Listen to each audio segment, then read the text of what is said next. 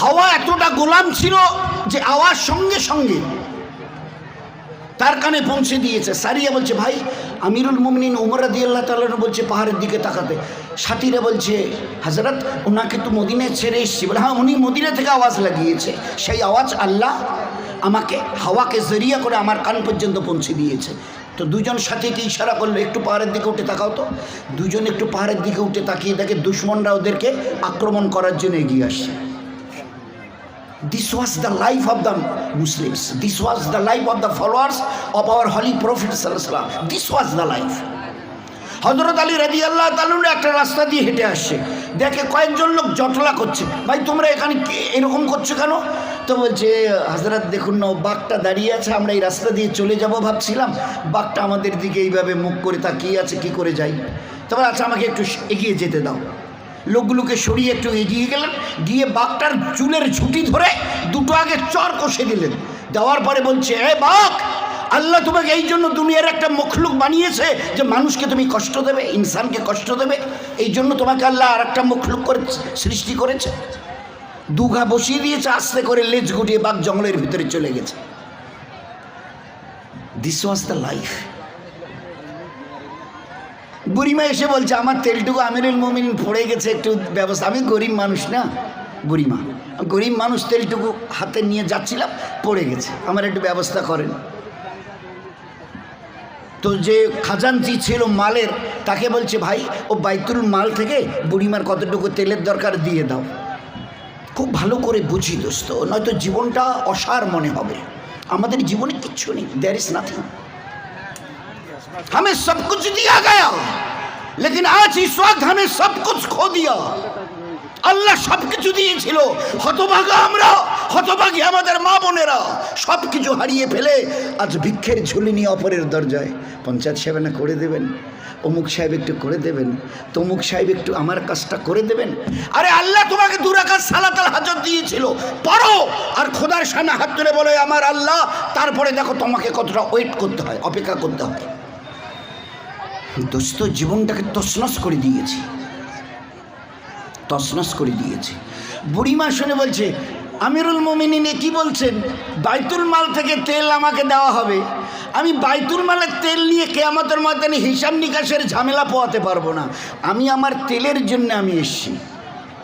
বুড়িমা বুঝতে পেরে, আমিরুল মুমিনিন বুঝতে পেরেছে, একটা চিঠির এক কলম লিখে দিয়ে বলছে, বুড়িমা তোমার তেলটা যেখানে হাত থেকে পড়ে গেছে ওই জমিনকে আমার এই চিঠিটা দিও, আর যাবার সময় একটা বর্তন নিয়ে যেও। বর্তন নিয়ে গিয়ে জমিনে যেখানে তেলটা পড়েছিল হাত থেকে, বুড়িমা জমিন চুষে নিয়েছে মাটি, ওই জায়গায় চিঠিটা পুঁতে দিয়ে, যেই না চিঠি পুঁতে দিয়েছে তেলের ফোয়ারা বেরিয়ে গেছে। বুড়িমা দেখেছে তেলের ফোয়ারার সঙ্গে সঙ্গে পাত্রটা ধর, খোদার কসম যেটুকু তেল তার বর্তনে ছিল ওইটুকু তেল যখন পড়ে গেছে তেল ওঠা বন্ধ হয়ে গেছে। এই ছিল, this was the life, this was the life of the believers. এই ছিল মুসলমানদের জীবন। একটা মেয়ে ছেলে বুড়িমা, সে বলেছে, না না না না না, ওই বাইতুল মাল সরকারি ওই মালের ওখান থেকে মাল আমাকে তেল দেবেন, আর কিয়ামতে আল্লাহ আমাকে জিজ্ঞাসা করবে, ওইসব আমি হিসাব নিকাশে ঝামেলা উঠাতে পারবো না। জীবন কিভাবে তৈরি হয়েছিল, কিভাবে জীবন তৈরি হয়েছিল বলুন, কিভাবে জীবন আল্লাহ তৈরি করে দেখিয়ে দিয়েছিলেন। আল্লাহ আজও জানতে চাইছে, ও সিতাইয়ের আমার হাবিবের উম্মতের পুরুষের মেয়েরা, জাবেরের বাড়ির ওই বরকত নেবে গো, একটু আমার দিনটাকে তোমাদের বুকে একটু জায়গা দেবে?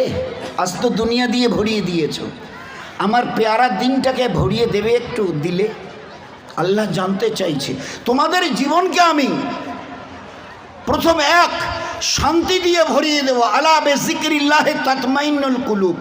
2 তোমাদের সংসারকে সুখ দিয়ে ভরিয়ে দেব, ফালা নুহিয়ান্নাহু হায়াতান তাইয়্যিবা। তোমাদের জীবনকে আমি ইজ্জত দিয়ে ভরিয়ে দেব, মান কানা ইউরিদুল ইজ্জা ফালিল্লাহ ইজ্জাতু জামিআ। আমার দিনটিকে একটু নেবে, নিয়ে চলবে, তোমাদের জীবনকে ইজ্জত দিয়ে ভরিয়ে দেব।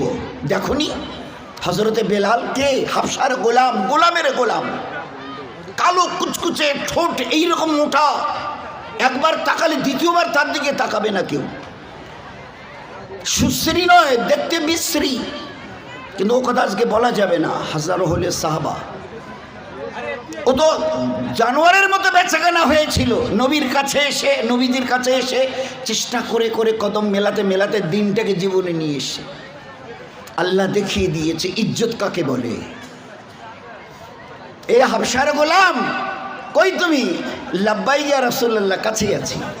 যাও মসজিদে নববীতে তুমি আজান দেবে। মসজিদে, আমার মসজিদ, মসজিদে নববীর মুয়াজ্জিন তুমি থাকবে।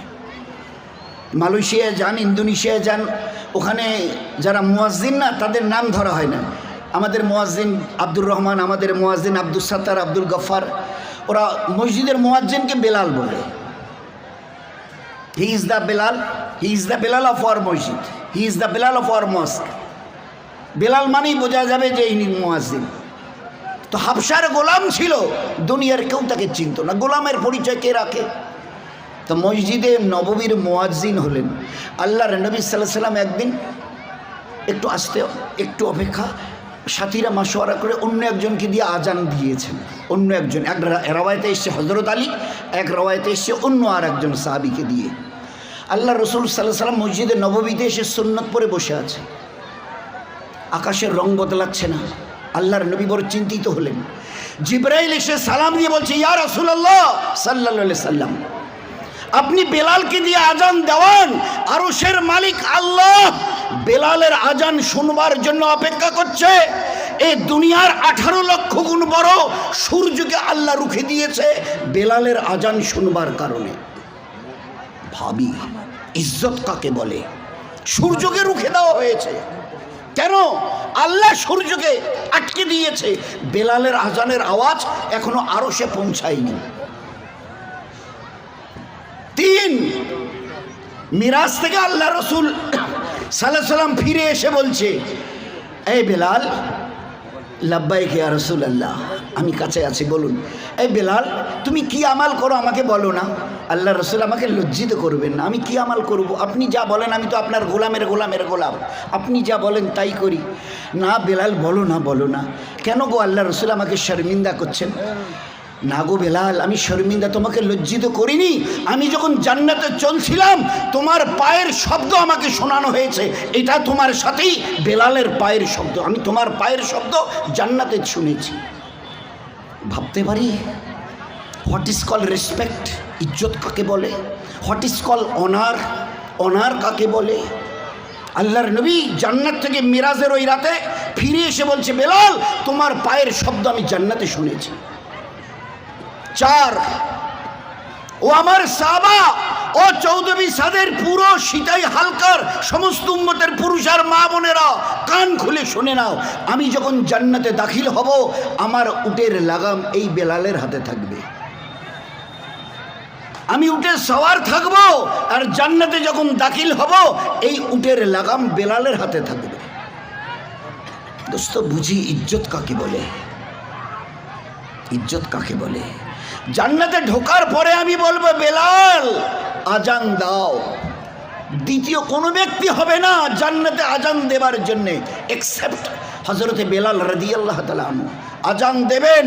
আর এই আজান 8টা জান্নাত আর 7টা জাহান্নামের জাহান্নামীদের প্রত্যেকের কানে আল্লাহ পৌঁছে দিয়ে দেবে। সমস্ত জাহান্নামের চৌধুরীরা, আবু জেহেল, উতবা, শোবা, এই আজানের, বেলালের আওয়াজ শুনবে আর বলবে, সাদ্দাক্তা ইয়া বেলাল, সাদ্দাক্তা। এই হাবেশার গোলাম, তুমি ঠিক বলেছ। আল্লাহর পেয়ারা দিন যাদের কাছে ছিল, আজ তারা হাসতে হাসতে জান্নাতের স্বর্ণ শিখরে ইজ্জতের। আর আল্লাহর পেয়ারা দিনকে যারা ঝুটলিয়েছিল, আমরা সব আরবের বড় বড় চৌধুরী, আবু জেহেল, আবুল হাব, উতবা, শোহবা, আগের পরের, আজ আমরা বড় বড় ঠাটবাট দুনিয়া চালানেওয়ালা, আজ আমরা জাহান্নামের আগুনের মধ্যে হাবুডুবু খাচ্ছি। সাদ্দাক্তা ইয়া বেলাল, তুমি সত্য কথা বলেছ। আল্লাহ হক, নবী হক, তার দিন হক, তার কিতাব হক, তার ফেরেশতারা হক, তুমি সত্য কথা বলেছ। This was the life of the Muslims. এ ছিল জীবন। আল্লাহ রসুল ঘরে যাই, দিনের রাস্তা সফর করে হুজুরের কাছ থেকে মসজিদে নববীতে এজাজত নিয়ে বাড়ি যাচ্ছে। মসজিদে নববী আর ঘরের মাঝখানে পেশাবের তাগাজা লেগেছে, ইস্তেঞ্জা করতে বসেছে। এখন পেশাব করতে করা অবস্থায় দেখে একটা ইঁদুর গর্তের থেকে মুখ বার করে একটু দেখে আবার গর্তে চলে গেল। ফের এবারে দ্বিতীয়বারে গর্তের থেকে উঠে এসে কি একটা জিনিস সামনে রেখে দিয়ে ফের গর্তে গেল, ফের এলো রেখে চলে গেল, ফের এলো রেখে চলে গেল। এই করতে করতে শেষবারে একটা থলে মুখে করে এনে নিচের পা দুটোকে ওই রকম নিচে মানে দাঁড় করিয়ে দিয়েছে, আর সামনের পা দুটোকে এইভাবে করে মুখটা থলেতে মুখটা কামড়ে ধরে থলেটাকে এইভাবে করে দেখাচ্ছে যা ছিল সব দিয়েছি। জীবন কি ছিল এই ঈমানওয়ালাদের। পেশাব করে আমি পাক হলাম। সাদ বিন আবি ওয়াক্কাস রাদিয়াল্লাহু তাআলা এই সাহাবীর নাম। বলছে আমি পেশাব থেকে পাক হলাম, তো যেখানেও কিছু রাখছিল সেখানে গিয়ে এক এক করে দেখি 17টা সোনার মোহর পড়ে আছে। 17টা সোনার সিক্কা মোহর ও রেখে থলেটা দেখিয়ে চলে গেছে, আর নেই, সবটুকু দিয়েছি। তো আমাদের মতো কলেমা ও জামানায় সাহাবারা পড়েননি। আমরা হলে তাড়াতাড়ি করে নিয়ে, কেউ দেখলো না তো, আরে বাবা কেউ দেখেনি তো, সোনার মোহর বলে কথা। 17টা সোনার মোহর হাতে করে নিয়ে আবার মসজিদে নববীতে ফিরে গেছে। আল্লাহ রসুল বসা ছিলেন, গিয়ে বলছে ভাই আওয়াজটা বেশি হয়ে গেছে, আওয়াজটা কমিয়ে দাও, ভৌ করছে। বলছে আল্লাহ রসুল আমি ঘরে যাব, আপনি এটা নিন। কি এটা? আপনি নিন না, হাত মোবারক বাড়িয়ে দিন। আরে সাদ বলো না কি এটা? তো পুরো কিচ্ছা শুনিয়েছে। শোনার পরে আল্লাহর নবী সাল্লাল্লাহু আলাইহি সাল্লাম জবাব দিয়েছেন, সাদ এটা আমাকে কেন দিচ্ছ? এটা আল্লাহ ইঁদুরকে জড়িয়ে করে তোমার আর তোমার বিবি বাচ্চাদের রুজি রুটির ইন্তজাম আল্লাহ করে দিয়েছে। ঘরে নিয়ে যাও, দিল খুলে খরচ করো। কে কাকে দিয়ে? যে ইঁদুর আমাদের ঘরের জিনিস তছনছ করে, কেটে সাবার আর উজাড় করে, তাকে দিয়ে আল্লাহ হেফাজত করে দেখিয়ে দিয়েছেন। This was the life of the Muslims. This was the life of the believer. This was the life of the followers of the Prophet sallallahu alaihi wasallam. So I will request you to try to understand what was in দিনের মধ্যে কি ছিল, একটু খালি চিন্তা করে আল্লাহ দেখিয়ে দিয়েছে। নেবে সিতাইওয়ালারা, সিতাইয়ের মা বোনেরা জাবেরের বাড়ির বরকত নেবে। কি হয়েছে জাবেরের বাড়িতে? তাহলে হুজুর কি গিয়ে বললো, আল্লাহ রসুল 10-12 জন লোকের দাওয়াত রইল, আমার বাড়িতে এসে খানা খাবে। ঠিক আছে, ঠিক আছে। আল্লাহ রসুল বলছেন ঠিক আছে। জাবের বেচারা রাদিয়াল্লাহু আনহু দাওয়াত দিয়ে চলে যাচ্ছে, মানে 8-10 হাতও যায়নি। হুজুর বলছে, ও আমার সাথীরা শোনো, ও আমার সাথীরা শোনো, তোমাদের ওই যে ভাই জাবের, ও দাওয়াত দিয়ে চলে গেল, ওর বাড়িতে আমরা দাওয়াত খেতে যাবো আজকের ইনশাল্লাহ। জাবের রাদিয়াল্লাহু তাআলা এই কথাটা নবীর শুনে একটু খটখট লাগলো, গুটি গুটি পাপা করে ঘরে গেল, বিবির সঙ্গে সালাম কালাম। আমার তো আজকে বিবির সঙ্গে সালাম কালাম ও তো উঠেই গেছে, শতকরা একজনও দেই কিনা আল্লাহ জানে। বিবি যদি তোমাকে আগে দেখে যেন তিনি সালাম দেন, আর তুমি যদি বিবিকে আগে দেখো তো তুমি আগে সালাম দাও। যার জন্য সাহাবাদের ঘরে কম্পিটিশন চলতো সালামের, কে আগে সালাম দেবে। মা বেটিকে, বেটি মাকে, শাশুড়ি বউকে, বৌমা শাশুড়িকে, কম্পিটিশন। দরজা খুলে দেখতো ওই ঘর থেকে যদি শাশুড়ি আম্মা বের হয় না তো আমি আগে সালাম দেব, শাশুড়িও ওই রকম, বৌমা যদি ওই ঘর থেকে বের হয় তো তার আগে আমি আগে সালাম দেব। কেন কেন এত কম্পিটিশন? আল্লাহর নবীর কাছ থেকে শুনেছি তোমাদের দুজনের মধ্যে ফার্স্ট যে আগে সালাম দেবে 190টা নেকি সে পাবে। তো জাবের রাদিয়াল্লাহু তাআলা কি বিবিকে সালাম দিয়ে বলছে, কিচ্ছাটা একটু গন্ডগোল মতো মনে হচ্ছে। কেন কেন? তা বলে আমি তো নবীজিকে বলেছি 10-12 জনকে নিয়ে আমার বাড়িতে আসবেন বলে দাওয়াত দিয়ে। বলছে আল্লাহ রসুল বললে হ্যাঁ ঠিক আছে যাও। আমি চলে আসছিলাম, হুজুর এবারে বলছে, ও আমার সাথীরা শোনো, জাবেরের বাড়িতে আমাদের দাওয়াত আছে, সবাই যাবো গো। হ্যাঁ তো ঠিক আছে, তুমি 10-12 জনের দাওয়াত দিয়েছো তো 10-12 জন নিয়ে আসবে। আরে না, উনি বললেন যে আমরা সবাই জাবেরের বাড়িতে দাওয়াত খেতে যাব। ঠিক আছে সবাই আসবে। আরে পাগলি, আমাকে তো জিজ্ঞাসা করবে কতজন নবীজির সঙ্গে আছে। হ্যাঁ বলো বলো কতজন? তারপরে তা প্রায় 1500 হবে, তা প্রায় 1000 তো হবে। কোন দিনের কিচ্ছা? ওই যে দিনের ব্যাপারে আমাদের ঘরের ছোট ছোট বাচ্চারা গজল গায় না, আমার নবী আর সাহাবারা পেটে পাথর বেঁধে ছিল, 3 দিন পেটে কোনো খানা আর পানি পড়েনি, ওই পাথর বাঁধা দিনের এই কিচ্ছা। নবীজির পেটে 2টো পাথর আর 1500 সাহাবা কম বেশি একটা করে প্রত্যেকের পাথর। কেন? 3 দিন তাদের পেটে কোনো খানা আর কোনো পানি যায়নি, না খানা না পানি, এইভাবে ভুখা অবস্থায় 3 দিন। আর ওই ভুখার তো সাথীদের নিয়ে 1500কে নিয়ে নবীজি আসছে 12-13 জন লোকের খানা খেতে। দিন বুঝতে চেষ্টা করি ভাই, আমি খুব খুব ছোট হয়ে আপনাদের কাছে হাত পা ধরে অনুরোধ করছি, দিনকে যেন মজাক না বানায়। যে দিনের জন্য লাখো সাহাবা কিভাবে গলা কাটিয়েছে, দ্যাট উই ক্যান্ট ইমাজিন, ভাবতে পারবো না। এক একজন মেয়ে ছেলে কীভাবে কোরবানি দিয়েছে, that we can't imagine in this century, ভাবতে পারবো না। একটা মেয়ে ছেলে সাহাবাদের ঘরের, আল্লাহ দেখিয়ে দিয়েছে। তো তালিমওয়ালি ছিল জাবেরের বিবি রাদিয়াল্লাহু আনহা, তালিমওয়ালি ছিল। শুনেই বলছে, আপনি কতজনের কথা বলেছেন নবীজিকে?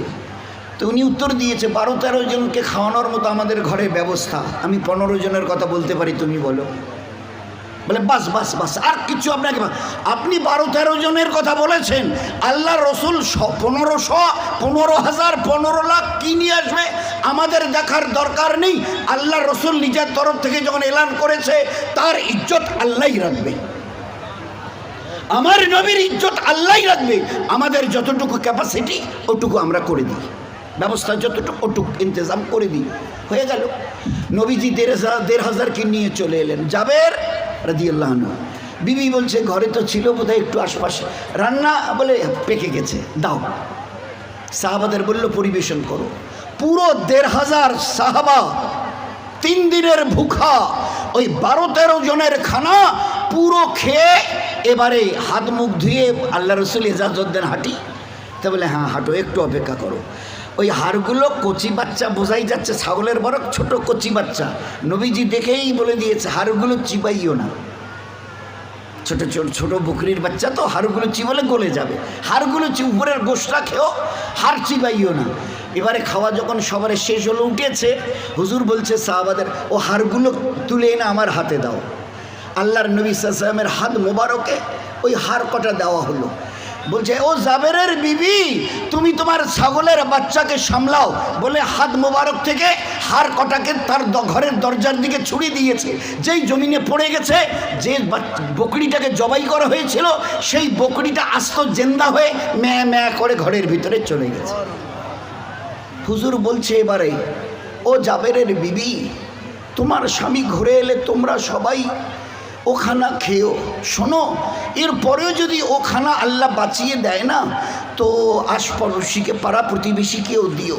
খোদায়ে পাকের কসম, মুসলমানের হাত লাগানো ওই খানা 1500, ও বাড়িওয়ালা ওয়ালি পুরো মদিনার প্রত্যেকটা ঘরে ওই খানা আল্লাহ পৌঁছে দিয়ে দেখিয়ে দিয়েছে। তারপরে আল্লাহ পাক জিজ্ঞাসা করছে, ও সিতাই হালকার আমার হাবিবের উম্মতের পুরুষ, আমার হাবিবের উম্মতের মা বোনেরা, ওই জাবেরের বাড়ির বরকত তোমরা নেবে? তো জাবেরের বাড়ির বরকত তোমরা নেবে? করবে একটু আমার দিনটার একটু অন্তত পক্ষে কদর, করবে আমার দিনটার একটু ইজ্জত? দেখো তো, আমি ওই আল্লাহ যে 12-13 জনের খানাকে আমি পুরো মদিনার হর ঘরের ঘরওয়ালাদের খাইয়ে দিয়েছি। আল্লাহ দেখিয়ে দিয়েছে, আল্লাহ দেখিয়ে দিয়েছে। ইমাম হাসান হোসাইন, হজরতে জাবের, কয়জন হলো ভাই, কয়জন হলো? ইমাম হাসান হোসেন 2 ভাই, আর হজরতে জাবের রাদিয়াল্লাহু তাআলা 3 জন মক্কার সফরে ছিলেন। চলতে চলতে খিদে লেগে গেছে, দেখে সামনে একটা ঝুপড়ি, কে আছেন ভিতরে? তো বুড়িমা বেরিয়ে এসছে। কেন বাবা? তো বলে আমরা হজের সফরে, আমরা হাশমি খানদানের, তো একটু এখানে দোকান খামার কোথায় কাছাকাছি? তো বললেন এখানে তো কোনো দোকান খামার বলে কিছু কিনে খাবার মতো, তা বলছে যে নেই। বলে আমাদের লম্বা সফর করে আমরা আসছি, তো হজের সফর হচ্ছে আমাদের। ও আচ্ছা আচ্ছা, তাহলে এক কাজ করো না, ওই তোমরা ওই এক কাজ করো, ওই আমার ওই বকরি একটা আছে, ওর দুধ দিয়ে দাও, আমি তোমাদের বর্তনে করে দেবো, দুধটা পান করো। আর আমার বুড়ো মিয়া তো নেই, এখনই এসে যাবে, পরে ওটাকে জবাই করে তোমাদের রান্না করে খাইয়ে দেবো। কোন বকরি? যে বকরিটার দুধ এরা ছাকে আর বাজারে বিক্রি করে এদের সংসার চলে। একিন কতটা!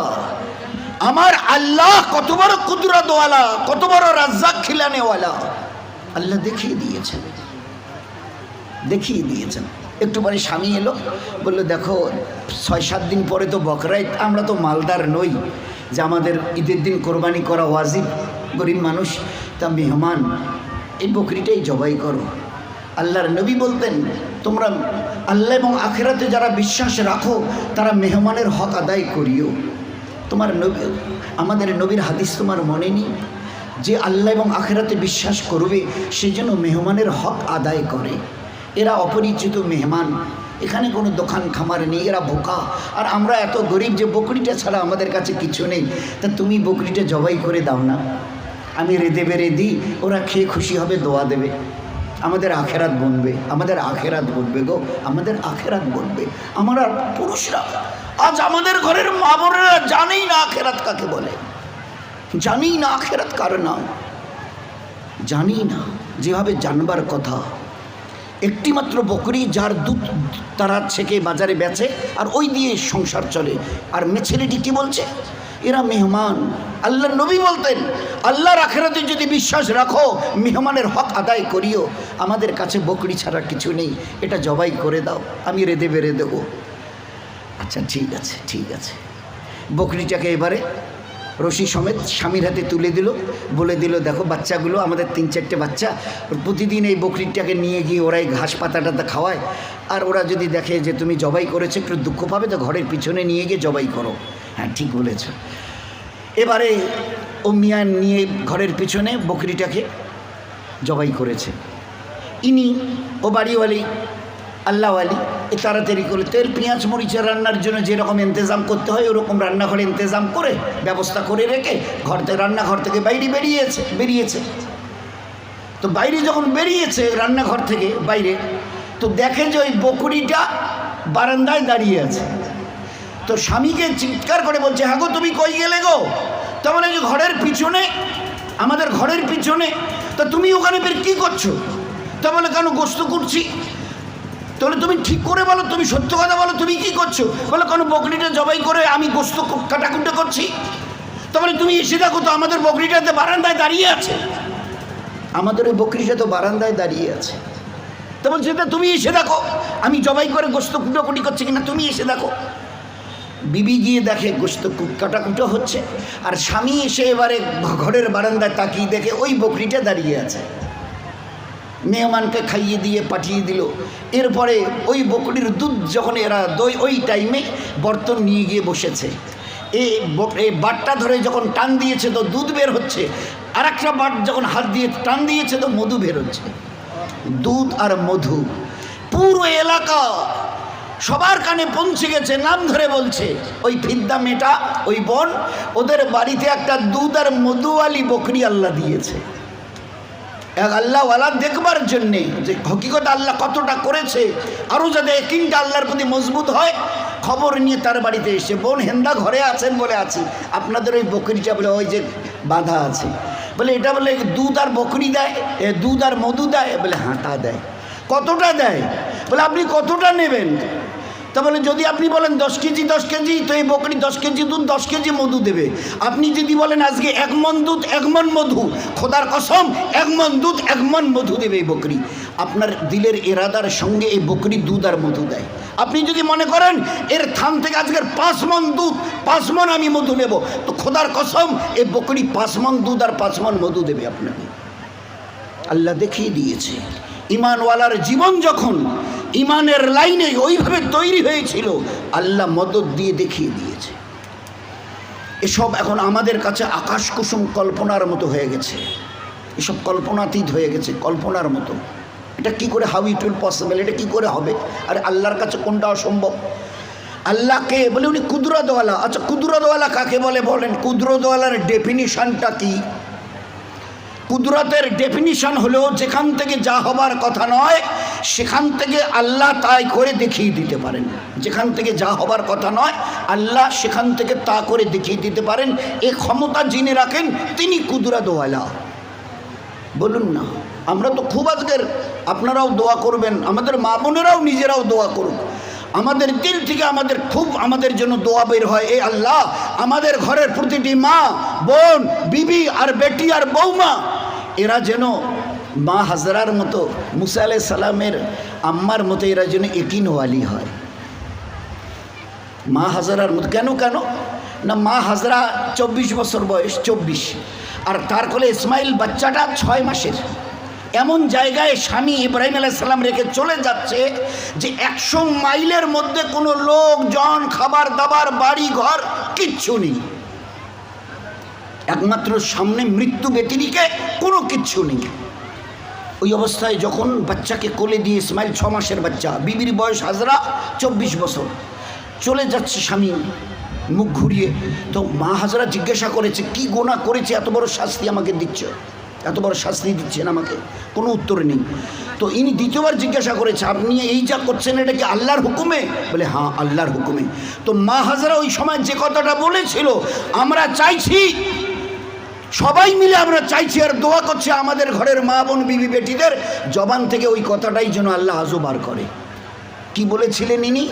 ওহো, আল্লাহর হুকুমে আপনি এই করছেন, মৃত্যুর মুখে আমাকে, আমার বাচ্চাকে ঠেলে দিয়ে আমার আল্লাহর হুকুমে আপনি চলে যাচ্ছেন, আর এটা আল্লাহর হুকুমে।